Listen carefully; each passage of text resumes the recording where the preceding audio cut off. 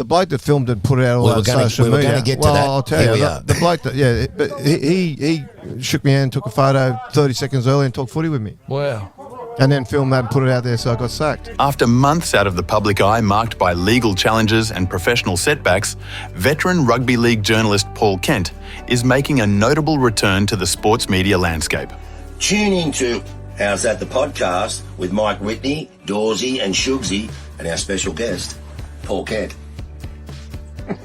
Following his dismissal from Fox Sports and News Corp in mid-2024 due to a widely publicised street altercation, Kent has re-emerged with the launch of his own platform, Kenty The Podcast, set to debut in March 2025, where Kent aims to delve deep into the world of sports, offering insights and commentary drawn from his extensive career. The big thing I think is really a problem, and certainly the immediate problem for the NRL and certainly a concern for clubs, is the Papua New Guinea government has passed a law saying that any player who signs with Papua New Guinea will get income tax concessions. In other words, they won't be paying any income tax.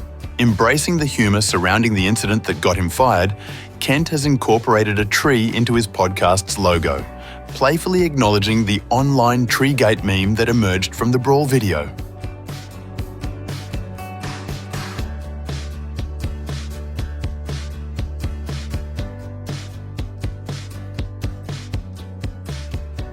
Kent previously made an appearance on cricket legend Mike Whitney's How's That Podcast, where he discussed the night of the brawl that led to his dismissal.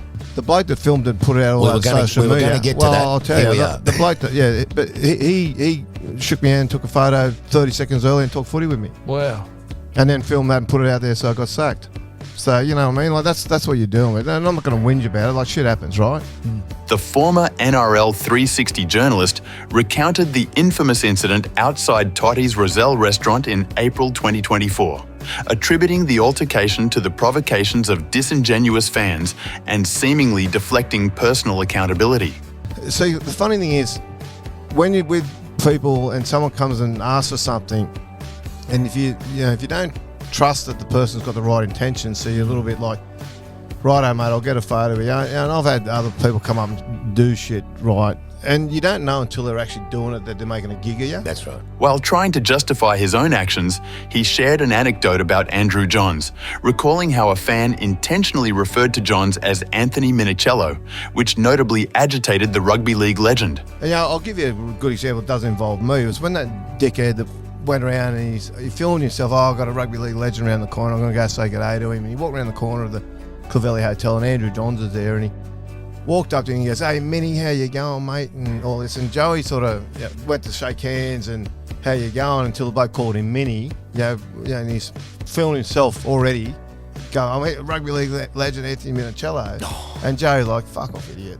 You know what I mean? And so that went around then, and everyone had their all the little small brain people had their giggle about Andrew Johns being made to look like a gig.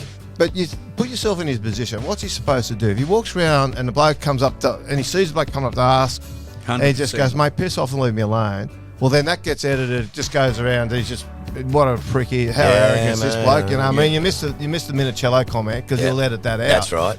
So Andrew Johns was in a no-win situation there.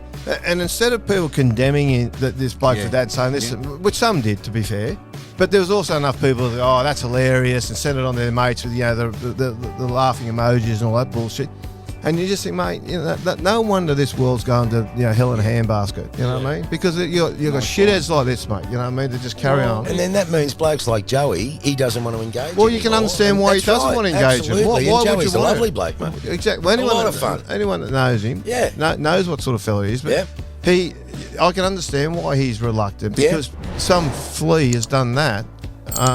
But anyway, that's... Yeah, sadly, that's just what you've got to deal with, and sometimes you don't understand you've made a mistake until it's too late to erase it out of their phone. You know what I mean? So